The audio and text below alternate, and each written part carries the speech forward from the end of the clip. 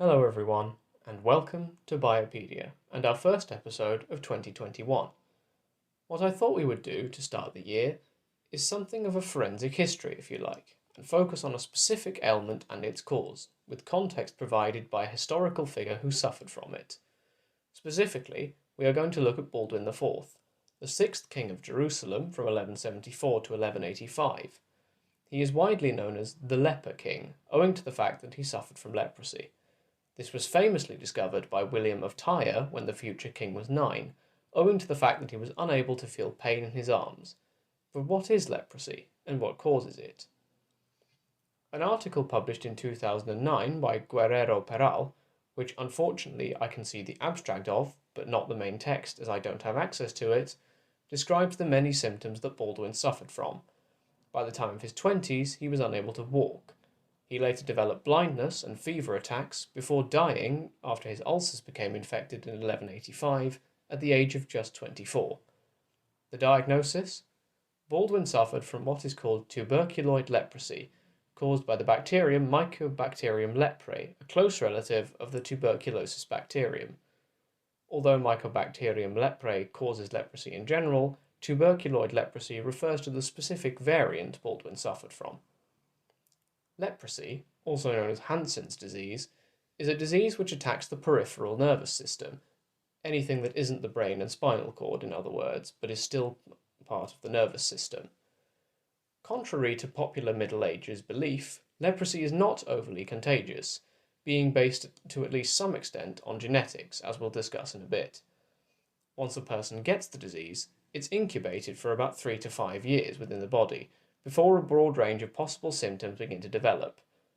With tuberculoid leprosy, the kind that Baldwin IV is thought to have suffered from, people have a few separate lesions which are caused by granulomas. However, it is the damage to the nervous system that is the most easily recognizable. The bacterium Mycobacterium leprae has the ability to enter the Schwann cells of the peripheral nervous system. These are cells which, in brief, wrap around the neuron's axon and enable signals to travel faster by creating miniature insulated gaps, which the nervous electrical signal is forced to jump over, rather than simply diffusing down the length of the neuron.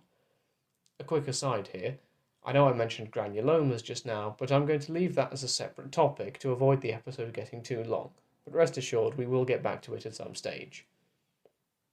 The infection of these Schwann cells can cause various effects, including cells reverting to an undifferentiated state, or the insulated gaps, the myelin sheath, being lost to the neurons. Axons which are not protected by these Schwann cells are also more injury-prone and may be attacked by inflammation produced by the immune system in an effort to control the bacterium. Ultimately, patients may not be able to sense anything in the affected areas, as demonstrated by the inability of Baldwin IV to feel pain in his arms we discussed just now. But back to the genetic component. There is a gene in the human body called NRAMP1, a homologue of which in mice is known to control resistance to Mycobacterium leprae, along with many other members of the genus.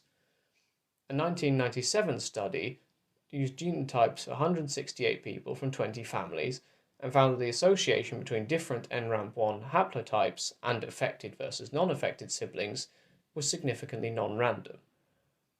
It's not known exactly what this gene does, but the authors of the article speculated that it is a transporter protein.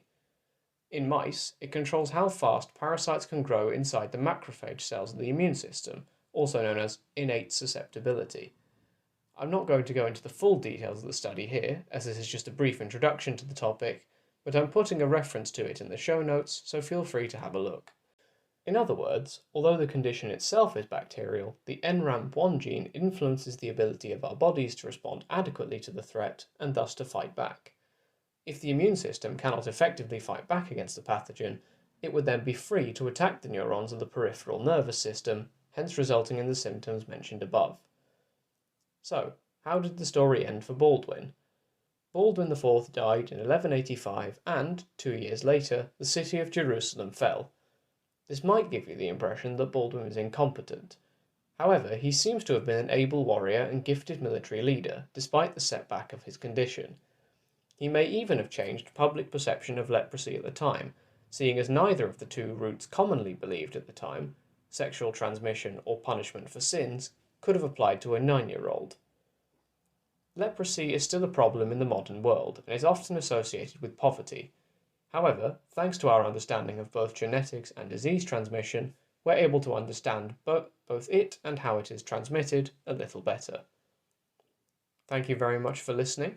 This was a bit different from our previous episodes, but I thought it was a good way to introduce the topic by giving us some groundwork with a real-life historical example.